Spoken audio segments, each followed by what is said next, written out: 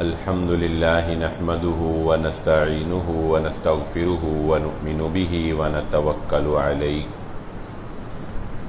ونعوذ بالله من شرور أنفسنا ومن سيئات أعمالنا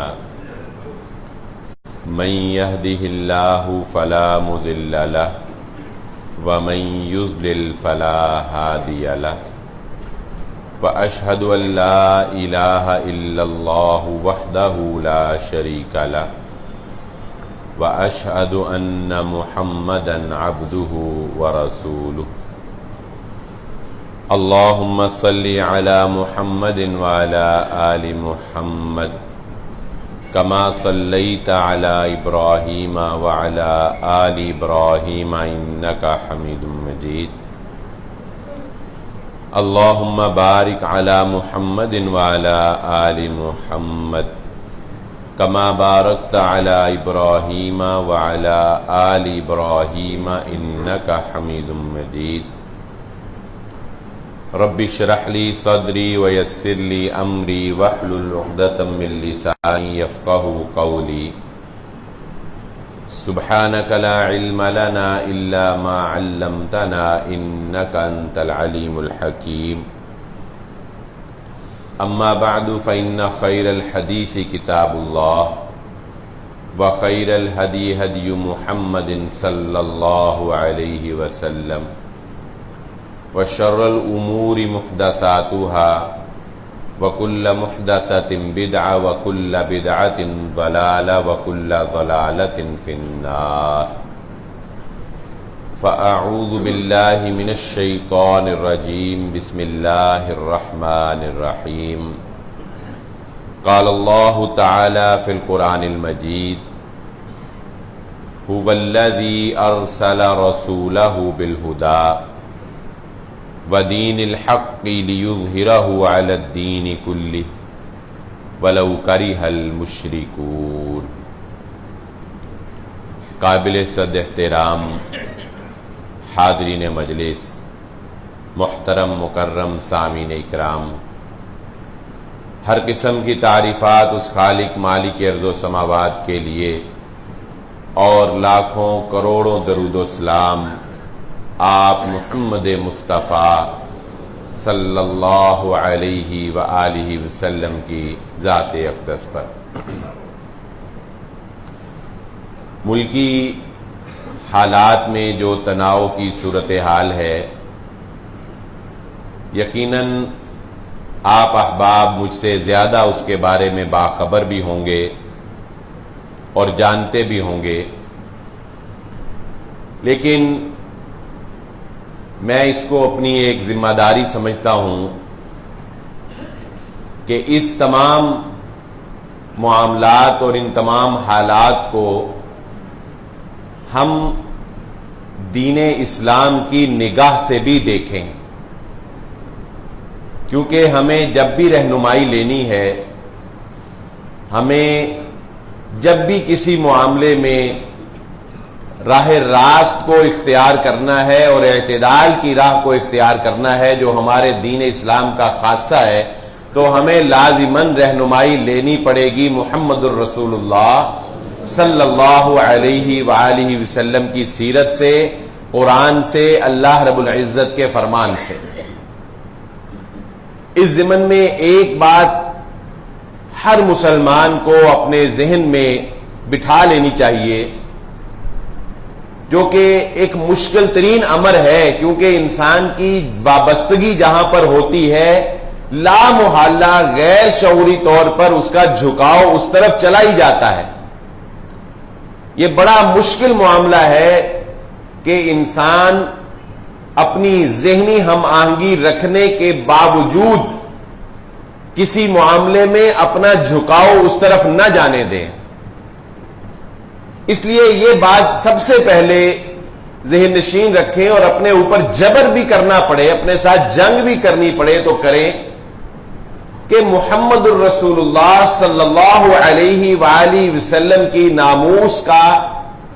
آپ صلی اللہ علیہ وآلہ وسلم کی شان مبارک کا جب بھی معاملہ آتا ہے، یا نبی صلی اللہ علیہ وآلہ وسلم کی حرمت کا جب بھی معاملہ آتا ہے تو آپ کے ذہن میں اپنی کوئی بھی خاندانی کوئی بھی سیاسی وابستگی جو ہے وہ آڑ نہیں بننی چاہیے. یہ نہیں ہونا چاہیے کہ آپ کا جھکاؤ سیاسی وابستگی ہونے کی وجہ سے کسی پارٹی سے اس طرف چلا جائے اور آپ اس کے حق میں دلائل تلاش کرنا شروع کر دیں, یا خاندانی وابستگی ہونے کی وجہ سے آپ کا جھکاؤ اس طرف چلا جائے, یا علاقائی وابستگی ہونے کی وجہ سے آپ کا جو ہے جھکاؤ اس طرف چلا جائے. یعنی کسی بھی طرح سے اس معاملے کو جو نبی صلی اللہ علیہ وآلہ وسلم کی ناموس کا معاملہ ہوتا ہے, اور یہ ہم سمجھتے ہیں مسلمان کے یہ انتہائی نازک معاملہ ہوتا ہے, اس معاملے میں ہمیں سیاسی وابستگی بالخصوص, کیونکہ بہت سے لوگ جو ہیں وہ سیاسی وابستگی رکھنے کی وجہ سے کسی ایک طرف اپنا جھکاؤ کر لیتے ہیں. میں اس کو سمجھتا ہوں کہ یہ زیادتی ہے کہ اگر ہم سیاسی وابستگی کی وجہ سے اللہ کے نبی صلی اللہ علیہ وآلہ وسلم کے ناموس کے معاملے میں اپنا جھکاؤ جو ہے وہ اس طرف کر دیں. اس لیے یہ بات ذہن نشین رکھ لیں, کیونکہ یہ جیسا کہ ہر بندہ ہی یہ بات جانتا ہے کہ یہ ہمارے ایمان کا معاملہ ہے اور ایمان پر ہماری آخرت کا دار و مدار ہوتا ہے. ایمان پر ہماری آخرت کا دار و مدار ہے. یہ دنیا تو فانی ہے, اگر ایمان نہ رہا, اللہ رب العزت ہم سب کی حفاظت فرمائے, اگر ایمان نہ رہا تو ہماری عاقبت خراب ہو جائے گی. اور ایمان اس وقت ختم ہو جاتا ہے جب محمد الرسول اللہ صلی اللہ علیہ وآلہ وسلم کی ناموس کا, آپ کی حرمت کا, آپ کی عزت کا معاملہ آئے اور مسلمان جانبداری دکھا دیں, مسلمان کسی وابستگی کی وجہ سے جھکاؤ جو ہے وہ کسی طرف اپنا گرا دے. اس لیے یہ بات جو ہے یہ میں موجودہ صورتحال میں یہ سمجھتا ہوں کہ ہمیں اس معاملے میں غیر جانبدار ہونا بہت ضروری ہے. اور یہ معاملہ کوئی پہلی دفعہ نہیں ہوا, تاریخ میں ایسے بہت سے واقعات جو ہیں وہ قلمدار کیے گئے ہیں, اور جن میں ایک مشہور واقعہ جو کہ زیادہ پرانا بھی نہیں ہے, ہمارے آباء و اجداد میں شاید ایسے لوگ ابھی موجود ہوں جنہوں نے اس معاملے کو دیکھا ہو, کیونکہ 1929 کے اندر جو ہے یہ معاملہ پیش آیا, اور جو مشہور معروف شخصیت تھی جنہیں ہم غازی علم دین شہید رحمہ اللہ تعالی کے نام سے جانتے ہیں. غازی علم دین شہید کا واقعہ بھی اس سے ملتا جلتا ہے, کوئی اس سے مختلف زیادہ نہیں ہے, وہ کہ وہ انجام تک پہنچ گیا اور یہ ابھی درمیان میں لٹکا ہوا ہے. اور ان کو 1929 کے اندر جو ہے وہ سزائے موت دے دی گئی اور ان کو پھانسی جو ہے وہ چڑھا دیا گیا, شہید کر دیا گیا, جو کہ ایک لکڑی کا کام کرنے والے ایک ترخان تھے. اور معاملہ کیا تھا, بڑی اختصار کے ساتھ وہ معاملہ میں آپ کی گوش گزار کر دیتا ہوں, جس سے آپ کو موقع کی اور معاملے کی نزاکت کا جو ہے وہ سمجھ آ جائے گی کہ اصل مسئلہ ہے کیا, جس وجہ سے یہ تناؤ پیدا ہو جاتا ہے. کہ ایک شخص راجپال کے نام سے محمد الرسول اللہ صلی اللہ علیہ وآلہ وسلم کی شان میں نازیبا کلمات پر مبنی ایک تحریر لکھتا ہے, ایک کتابچہ کہہ لیں کہ وہ لکھتا ہے. اس کتابچے کے شائع ہونے پر مسلمان بھرپور احتجاج کرتے ہیں, انگریز کی حکومت ہے, مقدمہ درج کر لیا جاتا ہے جو کہ ایک قانونی طریقہ کار ہے. مقدمہ درج کرنے کے بعد ایک عدالت جسے سیشن کورٹ کہا جاتا ہے, اس عدالت سے اس راجپال کو جس نے نبی صلی اللہ علیہ وسلم کی شان میں گستاخی کی ہوتی ہے اس کو سزا اناؤنس کر دی جاتی ہے, سزا دے دی جاتی ہے. جب ایک عدالت نے ایک شخص کو سزا دے دی تو اس کا مطلب یہ ہوا کہ عدالت نے اس کو مجرم قرار دے دیا. گو کہ وہ سزا بہت تھوڑی تھی, اس کو صرف 6 ماہ کی سزا دی گئی. یہ ایک الگ مسئلہ ہے کہ اللہ کے نبی صلی اللہ علیہ وآلہ وسلم کی شان میں گستاخی کرنے والے کی سزا سزائے موت قرار پاتی ہے, لیکن چونکہ وہ ایک انگریز حکومت تھی تو انہوں نے اس اپنے قانون کے تحت جو بھی نظام تھا اس کو 6 ماہ کی سزا جو ہے وہ دے دی. لیکن اسی شخص کو جب یعنی اس کو مجرم قرار دے دیا گیا نا, جب اس کو سزا دے دی, لیکن اسی شخص نے جب آگے جا کر اس کا مقدمہ ہائی کورٹ کے اندر چلا جاتا ہے تو انگریز حکومت اس کا ساتھ دیتے ہوئے اس شخص کو جس کو پہلے مجرم قرار دے کر سزا سنا دی گئی ہے, اس راجپال کو اگلی عدالت جو ہے وہ بری کر دیتی ہے, اگلی عدالت باعزت بری کر دیتی ہے. اب یہ معاملہ مسلمانوں کے اندر مزید جو ہے ان کے جذبات کو مجروح کرتا ہے، اور مسلمان دوبارہ جو ہے وہ کھڑے ہوتے ہیں، تحریکیں چلتی ہیں، ریلیاں نکلتی ہیں، احتجاج ہوتا ہے، جو کچھ بھی ایک مسلمان جو ہے وہ اس وقت کر سکتے تھے انگریز حکومت میں وہ کرتے ہیں۔ اور یہ سب کیوں ہوتا ہے؟ یہ سب اس لیے ہوتا ہے کہ مسلمان یہ ذہن بنا لیتے ہیں، جو کہ بالکل رائٹ ذہن تھا، کہ ایک شخص مجرم ہے، اس کو سزا دے دی گئی ہے، ایک عدالت نے سزا دے دی ہے، پھر اگلی عدالت اسی مجرم کو باعزت بری کر رہی ہے، تو اس کا مطلب یہ ہے کہ اگلی عدالت جو ہے وہ راجپال کو تحفظ فراہم کر رہی ہے، اور مسلمانوں کے جو دل ہیں ان کو رنجیدہ کر رہی ہے، اور محمد الرسول اللہ صلی اللہ علیہ وآلہ وسلم کی شان میں گستاخی کرنے والے کو وہ شیلٹر دے رہی ہے اگلی عدالت، ہائی کورٹ جو ہے۔ ولہذا مسلمان اس کے خلاف احتجاج کرتے، لیکن اس کو بری کر دیا جاتا ہے۔ اب جب اس کو بری کر دیا جاتا ہے تو وہ اپنی معمولات زندگی میں بالکل عام انسان کی طرح جو ہے وہ زندگی گزار رہا ہے۔ کچھ دیر وہ باہر گیا، چھپا، وہ تاریخ میں لکھا، لیکن اس کے بعد آ گیا وہ اپنی دکان پر۔ قصہ مختصر کہ غازی علم دین شہید جو کہ اس کو جانتے ہیں، اس کی دکان کے قریب ان کی دکان ہے، ان کو اسی نقطے نے تو ابھارا کہ اس نے اللہ کے نبی صلی اللہ علیہ وسلم کی شان میں گستاخی کی ہے، اس کے باوجود کہ اس کو مجرم قرار دے دیا گیا، پھر اس کو ایک عدالت سے باعزت بری کر دیا گیا، لہذا یہ مسلمانوں کے ساتھ زیادتی ہوئی، یہ مسلمانوں کے ساتھ زیادتی ہوئی ہے، اور محمد الرسول اللہ صلی اللہ علیہ وسلم کی شان میں گستاخی کرنے والے کو اپنی آنکھوں کے سامنے کھڑا دیکھنا یہ ان سے برداشت نہ ہو سکا۔ دیکھیں نا، یہ نہیں ہوا، آپ اس بات پر غور کریں کہ مسلمانوں کو ہم ٹھیک ہے بیچ میں انتشار پھیلانے والے لوگ بھی ہوتے ہیں، اور اس پر ہم انشاءاللہ گفتگو کریں گے، لیکن یہ کیا کم بات ہے؟ میں سمجھتا ہوں یہ حوصلہ ہے مسلمانوں کا کہ وہ نبی صلی اللہ علیہ وسلم کی شان میں گستاخی کرنے والے شخص پر فوراً حملہ نہیں کرتے بلکہ قانونی کارروائی کا انتظار کرتے ہیں۔ راجپال نے یہ حملہ، یہ جب معاملہ کیا، کسی نے پہلے اس کے اوپر حملہ تو نہیں کیا نا، پہلے اس کو پہلے قانونی راستہ اختیار کیا۔ اسی طرح جو معاملہ ہو رہا ہے آسیہ کا، یہ بھی اس معاملے میں بھی آپ مسلمانوں کا آپ یہ برداشت ہمیں اسے کہنا چاہیے، دیکھیں کہ اس کو قانونی طریقے سے کٹہرے میں لایا گیا، کوئی اس کے اوپر جو ہے قانون کو ہاتھ میں لے کر حملہ نہیں کیا گیا، قانونی طریقے سے اس کو کٹہرے کے اندر لایا گیا۔ تو بہرحال اس کے بعد پھر وہ دن آیا کہ جب غازی علم دین شہید رحمہ اللہ تعالی نے جو تاریخ میں لکھا اس کے پاس گئے اور اس کو جا کر پوچھا کہ تو نے جو کتاب لکھی ہے کیا تو اپنی اس کتاب پہ مکمل ابھی بھی کاربند ہے؟ تو مانتا ہے کہ تو نے ٹھیک لکھی؟ اس نے کہا میں بالکل مانتا ہوں کہ میں نے ٹھیک لکھی، اور پھر اس کے اقرار کرنے پر فوراً اسی وقت غازی علم دین شہید نے ان کے اوپر حملہ کر کے اس کی گردن کاٹ دی اور اس کو قتل کر دیا،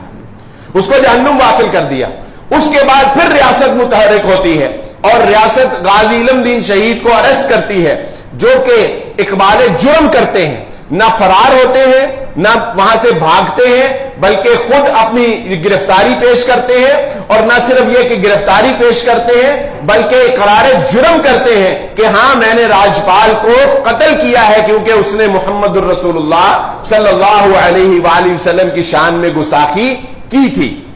اس کے بعد آپ یہاں تک اندازہ لگائیں کہ بانی پاکستان جنہیں ہم قائد اعظم کا نام دیتے ہیں، محمد علی جناح، انہوں نے غازی علم دین شہید کا مقدمہ لڑا۔ یہ بات ہمارے بزرگ نوجوانوں کو تو شاید علم نہ ہو، بزرگ جانتے، محمد علی جناح نے ایک وکیل کی حیثیت سے اگر غازی علم دین شہید کا مقدمہ لڑا تو اس کا مطلب یہ ہوا نا کہ وہ اس کو رائٹ سمجھتے تھے، اس کو صحیح سمجھتے تھے، تبھی تو اس کو بچانے کے لیے اس کا مقدمہ لڑا۔ لیکن بہر صورت چونکہ وہ اقبال جرم کر چکے تھے اور وہ اس پر خوشی سے جو ہے وہ کاربند تھے، اور ان کو سزائے موت جب سنائی گئی، غازی علم دین شہید رحمہ اللہ کے یہ تاریخ ساز جملے آج بھی آپ جب ان کی تاریخ پڑھیں گے تو آپ کو ملیں گے اور آپ کا ایمان تازہ ہو جائے گا کہ جب ان کو یہ بتایا گیا کہ آپ کو دیگر قیدیوں کی طرح کوئی لمبی سزا نہیں دی گئی کہ 8 سال بعد سزائے موت ہوگی اور 7 سال قید بمشقت ہوگی، نہیں، بلکہ بہت جلد چند مہینوں کے اندر جو ہے وہ آپ کو سزائے موت دے دی جائے گی۔ تو انہوں نے اس بات پر خوشی کا اظہار کیا کہ میں خوش ہوں کہ مجھے بزدلوں کی طرح جو ہے وہ قیدی بن کر زندگی نہیں گزارنی پڑ رہی، بلکہ ایک بہادر شخص کی طرح مجھے تختہ دار کے اوپر لٹکا دیا جائے گا۔ اور اس کے بعد ان کو شہید کر دیا گیا، جسے ہم غازی علم دین شہید کے نام سے جانتے ہیں، تختہ دار کے اوپر لٹکا دیا گیا۔ انگریز حکومت نے، یہ وہ شخصیات ہیں جن کو آج ہم پاکستان کا جب نام لیتے ہیں تو ہم کہتے ہیں کہ ہم محمد علی جناح کو فالو کریں، ہم کہتے ہیں کہ ہم ان کے پیغامات کو جو ہے وہ عام کریں۔ ایک یہ محمد علی جناح کی شخصیت غازی علم دین شہید کے ساتھ کس طرح جڑی تھی، یہ میں نے بیان کر دیا کہ ان کا مقدمہ انہوں نے لڑا۔ اور دوسری شخصیت جس کا تذکرہ علامہ اقبال، جس کا تذکرہ ہم جب پاکستان کا نام لیتے ہیں تو ان کا تذکرہ کرنا ہم نہیں بھولتے، جنہوں نے پاکستان کا خواب دیکھا، جنہوں نے سوئی ہوئی قوم کو بیدار کیا۔ علامہ اقبال کا کردار آپ جانتے ہیں کہ کیا ہے۔ غازی علم دین شہید کو جب شہید کر دیا گیا تو چونکہ مسلمانوں کے اندر ایک ولولہ انگیزی تھی، مسلمان جو ہیں وہ اس پر بہت نالاں اور غصے میں تھے، اور اس بات کا بہرحال ایک خدشہ تھا کہ مسلمان ایک بڑی قوت بن کے جو ہے وہ سامنے نہ آ جائیں اور احتجاج کر کے کوئی بہت زیادہ انتشار نہ پھیلا دیں۔ تو انہوں نے غازی علم دین شہید کی میت کو، آپ کے جسد خاکی کو جو ہے وہ دینے سے انکار کر دیا تھا۔ جسد خاکی انہوں نے نہیں دیا، انگریز حکومت نے پھانسی پر لٹکانے کے بعد، شہید کرنے کے بعد اس کو اپنے پاس محفوظ رکھ لیا۔ مسلمانوں نے احتجاج کیا اور اس کے بعد 5 بڑی شخصیات گئیں جنہوں نے ان کے ساتھ مذاکرات کیے، اور مذاکرات کرنے کے بعد انگریز حکومت کا یہ نقطہ بھی بڑا اہم ہے۔ آج کے مسلمانوں کو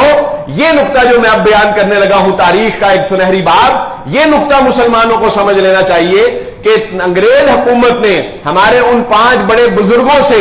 یہ وعدہ لیا اور ان کے ساتھ مذاکرات میں یہ طے پایا کہ ہم اس صورت میں ان کا جسد خاکی جو ہے وہ آپ کے حوالے کریں گے کہ مسلمان ان کا جنازہ پڑھیں گے، مسلمان ان کی تدفین کریں گے، لیکن مسلمان کوئی انتشار نہیں پھیلائیں گے، کوئی فساد برپا نہیں کریں گے، املاک کو نقصان نہیں پہنچائیں گے، کسی ناحق کو جو ہے وہ اپنے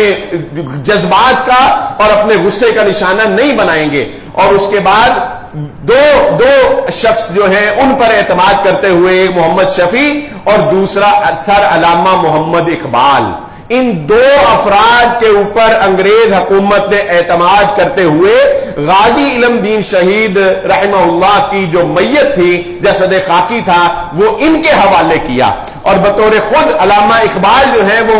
ان کے جسد خاکی کو وصول کرنے کے لیے، اور ان کے ساتھ مولانا محمد شفیع تھے، یہ 2 افراد جو ہیں انہوں نے ان کو جو ہے وہ ان کی جسد خاکی کو، میت کو وصول کیا انگریز حکومت سے۔ اور مسلمانوں نے اپنے اس وعدے کی پاسداری کر کے دکھائی ہے۔ تاریخ اس بات پر گواہ ہے کہ باوجود اس کے کہ یہ کوئی ایسے وسائل نہیں تھے کہ خبر جو ہے وہ میڈیا کے ذریعے سے پھیلا دی جائے یا واٹس ایپ پر میسج عام کر دیا جائے اور موبائلوں پر جو ہے وہ اناؤنسمنٹ کر دی جائے، اس کے باوجود تاریخ والوں نے یہ لکھا، پتہ نہیں یہ بات سچ ہے یا نہیں ہے، لیکن تاریخ والوں نے لکھا کہ سن 1929 میں جو غازی علم دین شہید کا جنازہ ہوا ہے لاہور کے اندر، آج تک بر صغیر کی تاریخ کے اندر اتنا بڑا جنازہ کسی اور کا نہیں ہو سکا ہے۔ اتنا بڑا جنازہ جو ہے وہ کسی اور کا نہیں ہو سکا، کہ گویا لوگوں نے سعادت سمجھا اس بات کو کہ ایک ایسے شخص کو جس نے محمد الرسول اللہ صلی اللہ علیہ وآلہ وسلم کی گستاخی کرنے والے کو جہنم واصل کیا، اگر آج اس کو شہید کر دیا گیا تو ہم اس کے جنازے میں بھی شریک ہوں۔ یہ اس بات کا اظہار تھا، اس کے جنازے میں شریک ہونا، ان کے جنازے میں شرکت کرنا، اس بات کا اظہار تھا کہ ہمارا ووٹ وہ محمد الرسول اللہ صلی اللہ علیہ وآلہ وسلم کے حق میں ہے، ہماری چاہتیں، ہماری محبتیں وہ غازی علم دین شہید رحمہ اللہ تعالی کے ساتھ ہیں۔ اور اس کے بعد ان کو آج ہم جانتے ہیں میانی قبرستان لاہور جو ہے وہاں پر ان کو سپرد خاک کر دیا گیا۔ یہ تاریخ کا ایک ایسا سنہرا باب ہے جو اور علامہ اقبال کے وہ تاریخ ساز جملے وہ بھی آپ نے سنے ہوں گے، اخباروں کے اندر بھی چھائے کے جاتے ہیں کہ جب ان کو سپرد خاک کیا جانے لگا تھا اور خود علامہ اقبال وہاں پر موجود تھے تو انہوں نے یہ جملہ کہا تھا کہ ایک لکڑہارے کا بیٹا بڑی بڑی ڈگریاں رکھنے والوں سے سبقت لے گیا ہے۔ ایک لکڑہارے کا بیٹا، لکڑی کا کام کرنے والے کا بیٹا، بڑی بڑی ڈگریاں رکھنے والے جو ہیں ان سے سبقت لے گیا ہے کہ اس نے اس جرت مندانہ جو ہے وہ فعل کا اقدام کیا ہے۔ تو اس سارے معاملے کو اگر آپ مد نظر رکھیں تو ہمیں یہ بات سمجھ آتی ہے کہ مسلمان یقیناً اس بات کا پاسدار ہوتا ہے کہ وہ قانون کو ہاتھ میں نہ لے، وہ قانون کو ہاتھ میں نہیں لیتا، لیکن جب کبھی غیر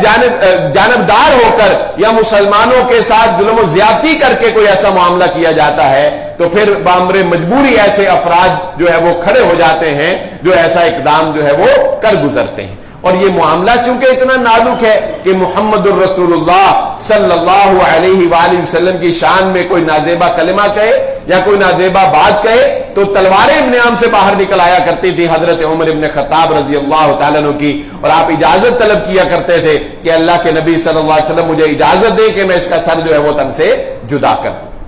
اب آئیے، یہ واقعہ جو ہے یہ سارا ایک اختصار کے ساتھ میں نے آپ کے گوش گزار کر دیا۔ اب ہم اپنے ملکی صورتحال کے اندر جو ہے وہ اس کا تجزیہ کر لے تھوڑا سا، غیر جانبدار ہو کے اور دین اسلام کی تعلیمات کے مطابق۔ سب سے پہلے یہ بات ذہن نشین رکھ لیجئے کہ اس سارے معاملے میں جو بھی معاملہ ہو رہا ہے، اس سارے معاملے میں دو باتیں ہیں۔ ایک بات کہ ایک فیصلہ ایک عدالت نے کر دیا، یہ ایک پرفتن دور کا یہ بھی ایک مسئلہ ہوتا ہے کہ اس پرفتن دور کے اندر اللہ کے نبی صلی اللہ علیہ وآلہ وسلم نے جو قرب قیامت حالات بیان کیے ہیں نا کہ قیامت کے قریب ایسے حالات ہوں گے، ایسے حالات ہوں گے،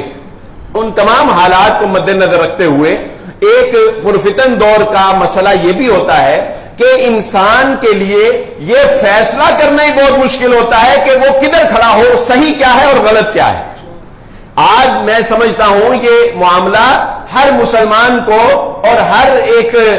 ڈیسنٹ انسان کو، ایک جو مہذب بندہ ہے جو ذرا عقل سے سوچتا ہے، فوراً جذباتی نہیں ہو جاتا،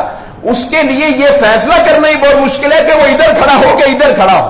وہ کس صف میں کھڑا ہو۔ ایک طرف معاملہ محمد الرسول اللہ صلی اللہ علیہ وآلہ وسلم کی حرمت کا ہے اور دوسری طرف جو معاملہ ہے وہ ریاست کا، وہ اسٹیٹ کا ہے، وہ پاکستان کا ہے اور وہ امراء کا ہے۔ تو یہ فیصلہ کرنا اس پرفتن دور کے اندر، یہ ایک جب حقائق جو ہیں وہ سامنے نہ ہو، یہ بھی ایک میں سمجھتا ہوں اس علامات قیامت میں سے، جو قرب قیامت کی علامات میں سے ایک علامت ہے۔ ایک بات ذہن نشین رکھ لیں،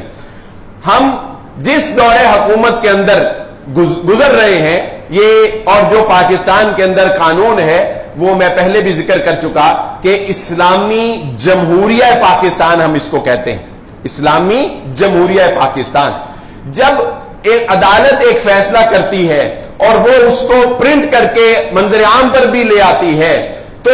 وہ افراد جو اس عدالتی فیصلے کے اندر سکم دیکھتے ہیں، کمزوریاں دیکھتے ہیں، اور جبکہ اس سے پہلے ایک عدالت اس کو مجرم قرار دے کر سزا سنا چکی ہے اور کئی سال تک اس کو جیل میں رکھا جا چکا ہے، تو یہ بات ذہن نشین رکھ لیں کہ جمہوری قوانین کے مطابق اس فیصلے سے اختلاف کرنے والے لوگ، ان کا قانونی اور جمہوری حق ہے کہ وہ احتجاج کر سکتے ہیں۔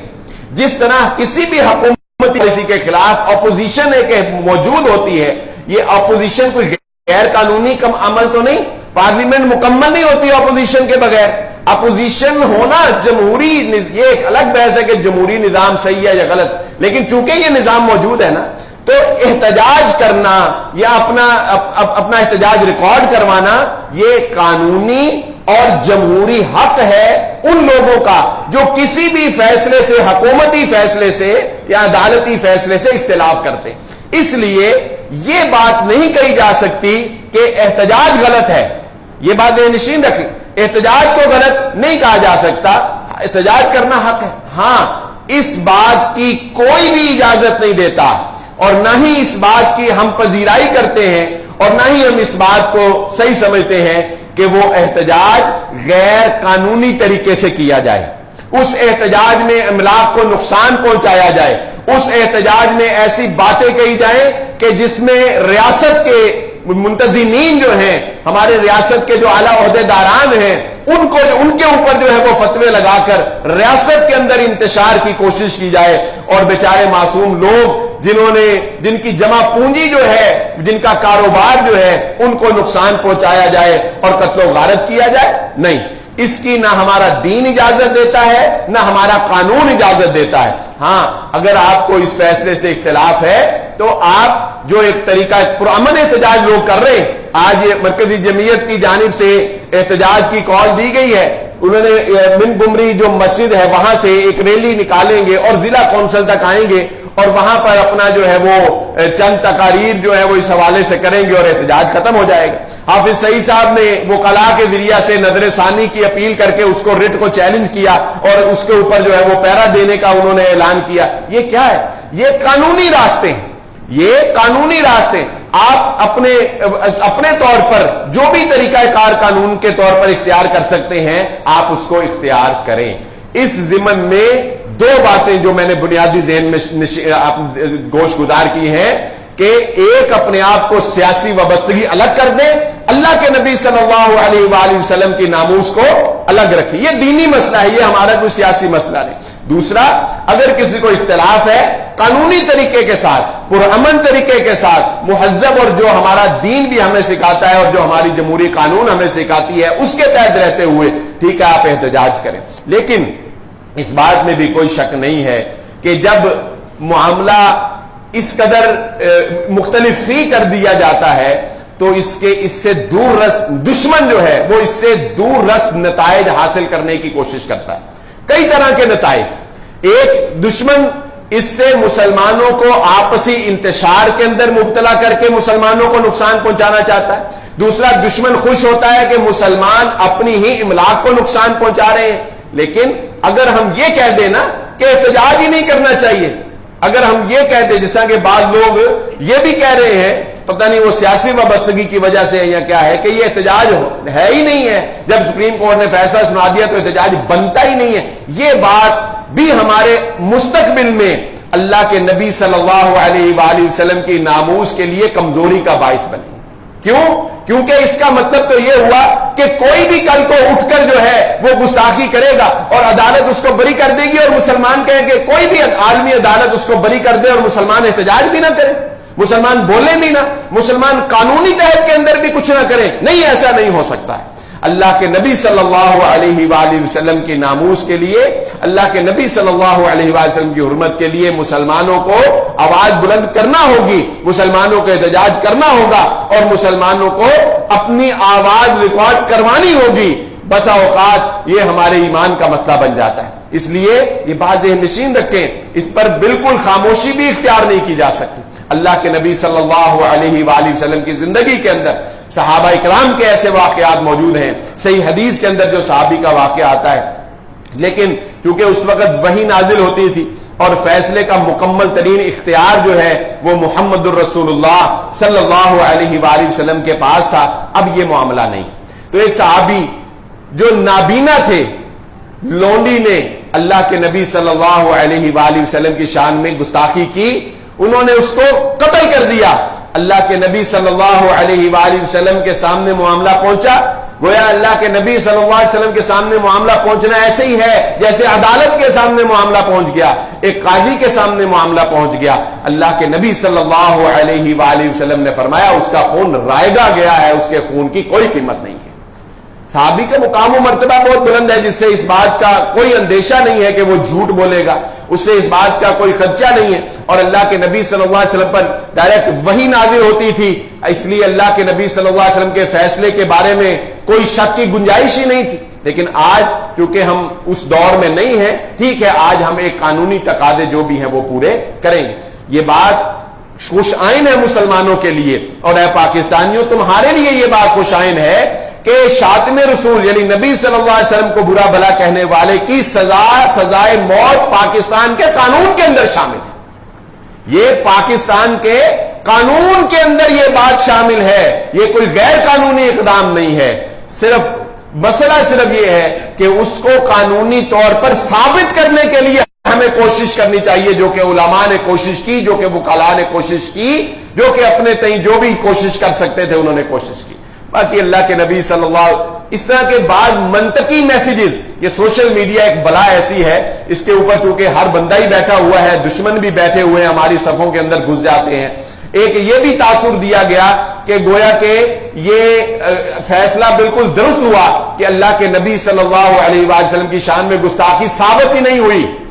اگر ہم ثابت کرنے کی کوشش کر رہے ہیں، جو احتجاج کر رہے ہیں وہ ثابت کرنے کی کوشش کر رہے ہیں، گویا کہ عدالت نے ثابت ہی نہیں ہونے دی، تو یہ تو بڑی اچھی بات۔ اس طرح کے منطقی الجھاؤ میں مسلمانوں کو الجھا کر دراصل ایمان کو بھی کمزور کر دیا جاتا ہے۔ ایمان پھر جب کمزور ہو جاتا ہے پھر انسان سب کچھ برداشت کر لیتا ہے۔ اللہ کے نبی صلی اللہ علیہ وآلہ وسلم کی شان کا باقی کیا کہنا، وَرَفَعْنَا لَكَ ذِكْرَكَ، وہ تو اتنی بلند و بالا شان ہے، وہ تو اس کا مقام تو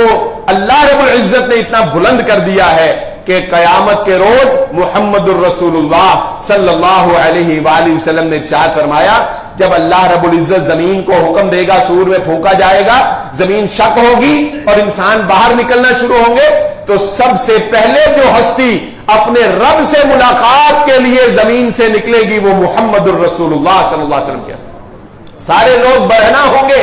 حدیث میں آتا ہے، حضرت عائشہ صدیقہ رضی اللہ تعالیٰ عنہ فرماتی ہے نا، جب اللہ کے نبی صلی اللہ علیہ وسلم فرمایا کہ قیامت کے روز جب انسان اللہ کے سامنے پیش ہوں گے سارے برہنہ ہوں گے، حضرت عائشہ کہتی ہیں اللہ کے نبی صلی اللہ علیہ وسلم ہم ایک دوسرے کی طرف نہیں دیکھیں گے۔ اللہ کے نبی صلی اللہ علیہ وسلم فرماتے ہیں عائشہ اس دن اتنی ہوش کہاں ہوگی،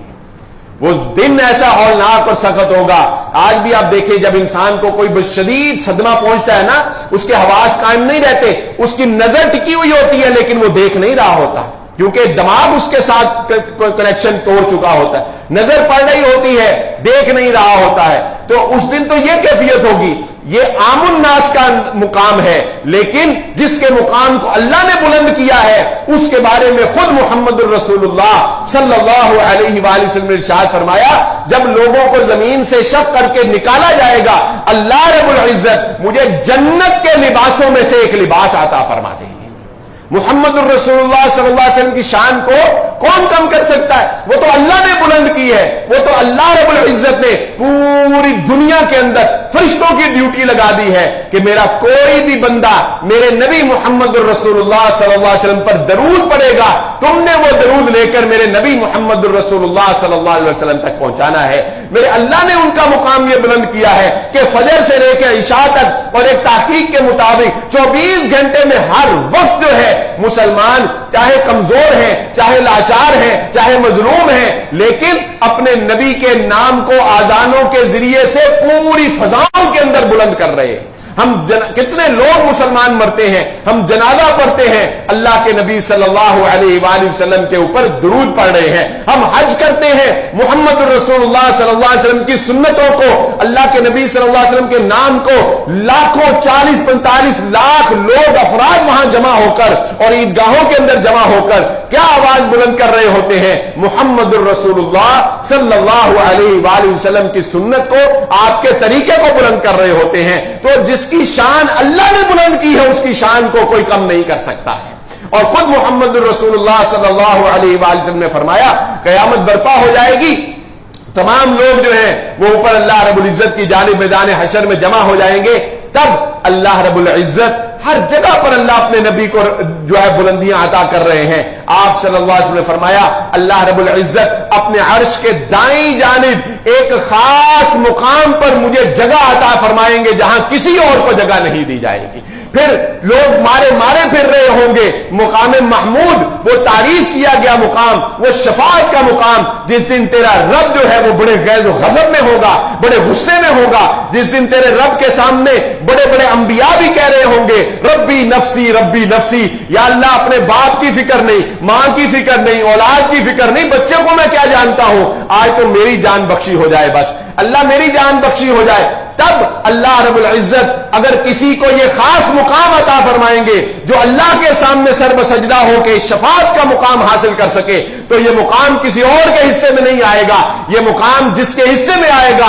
وہ میرے اور آپ کے نبی محمد الرسول اللہ صلی اللہ علیہ وآلہ وسلم کی ذات ہستی ہے، اور نبی صلی اللہ علیہ وآلہ وسلم ہی وہ ہستی ہیں۔ جنت کا دروازہ بند ہوگا، لوگ میدان حشر کے اندر پریشان حال ہیں، اب لائنیں لگنی شروع شروع ہو گئی ہیں, لوگ جانے شروع ہو گئے ہیں, پاس مل گئے ہیں, پاسپورٹ سے آگے کام چل چکا ہے, لیکن جنت کا دروازہ کس کے کھٹکھٹانے پر کھولا جائے گا؟ جو جنت کے دروازے پر دستک دے کے سب سے پہلے اس نعمتوں والی جنت کے اندر داخل ہوگا, وہ محمد الرسول اللہ صلی اللہ علیہ وآلہ وسلم کی ذات ہے. جنت میں چلے جانے کے بعد اس کا سب سے اوپر والا مقام جنت الفردوس آ گیا ہے. اللہ کے نبی صلی اللہ علیہ وآلہ وسلم فرماتے ہیں, اے میرے صحابہ, جب تم آذان کو سنو, اذا سمعتم المؤذن, جب تم آذان کو سنو تو وہی الفاظ دہراؤ جو مؤذن کہہ رہا ہوتا ہے, پھر میرے اوپر درود پڑھنا. ثم صلی اللہ علیہ الوسیلہ,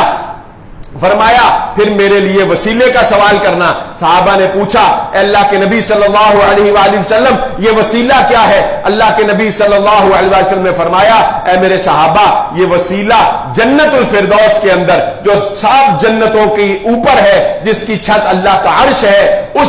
جنت الفردوس کے اندر اللہ نے ایک مقام رکھا ہے جو کائنات کے اندر تمام مخلوقات میں سے صرف اللہ رب العزت اپنے ایک بندے کو عطا کرے گا, اور آپ نے فرمایا وہ ایک بندہ میں محمد الرسول اللہ صلی اللہ علیہ وسلم کی ذات. یہ مقام و مرتبہ ورفعنا لک ذکر. اے حبیب, اس بات کا خوف نہ کریں, آپ کے مقام کو بلند کرنا, آپ کی شان کو بلند کرنا, آپ کے نام کو بلند کرنا, اس کی ذمہ داری تو اللہ رب العزت نے اپنے اوپر لے رکھی ہے. ہم تو اپنا ایمان بچانے کی خاطر, اپنی عاقبت بچانے کی خاطر, اپنے آپ کو بچانے کی خاطر صرف یہ کہتے ہیں کہ محمد الرسول اللہ صلی اللہ علیہ وآلہ وسلم کی ناموس کے بارے میں دیکھنا ہے مسلمان, کہیں تجھ سے کوتاہی نہ ہو جائے, کہیں تجھ سے سستی نہ ہو جائے, کہیں تیری دولت, کہیں تیرا مال, کہیں تیری سیاست, کہیں تیرا خاندان, کہیں تیرے اولاد, کوئی بھی چیز کہیں اس بات کے اندر رکاوٹ نہ بن جائے کہ تو یہ سوچ لے کہ اگر میں اٹھا تو میرا خاندان کا کیا بنے گا, اگر میں اٹھا تو میرے بچوں پر کیا بنے گا, اگر میں اٹھا میری سیاسی ساکھ ڈوب جائے گی, اگر میں اٹھا میرا مال تباہ ہو جائے گا. نہیں, اگر یہ خدشہ تیرے اوپر آ گیا تو یاد رکھ لے, پھر قرآن کا یہ فیصلہ ہے, خزی فی الدنیا, دنیا میں بھی اللہ رسوا کر دے گا اور آخرت میں بھی تمہارے لیے سخت ترین عذاب ہوگا. اس لیے یہ معاملہ نازک ہے. اس معاملے میں اپنے ایمان کو پختہ کریں, اس معاملے میں اپنے ایمان کو پختہ کر لیں, اور محمد الرسول اللہ صلی اللہ علیہ وآلہ وسلم کی ناموس کے اندر کمپرومائز نام کی چیز جو ہے وہ اپنے ذہنوں سے نکال دیں. باقی جو حالات کے اختلافات ہیں, جو حالات کی فتنہ انگیزیاں ہیں, ان میں اپنے آپ کو محتاط رکھتے ہوئے پرامن رہیں, پرامن طریقے سے, قانونی طریقے سے جو بھی ہمارے رائٹس ہیں, جو بھی ہمارے جمہوری قانونی حق ہیں, ان کو بروئے کار لاتے ہوئے استعمال کریں. اللہ رب العزت سے دعا ہے اللہ رب العزت وطن عزیز پاکستان پر رحم فرمائے, اور یہ جو فتنہ جس سے ہم دو چار ہیں, جو ہمارے آپسی انتشار کا باعث بنا ہوا ہے, جو ہمارے آپسی فسادات کا باعث بنا ہوا ہے, اس فتنے سے اللہ رب العزت ہمیں محفوظ فرما دے. وما علی الا البلاغ المبین.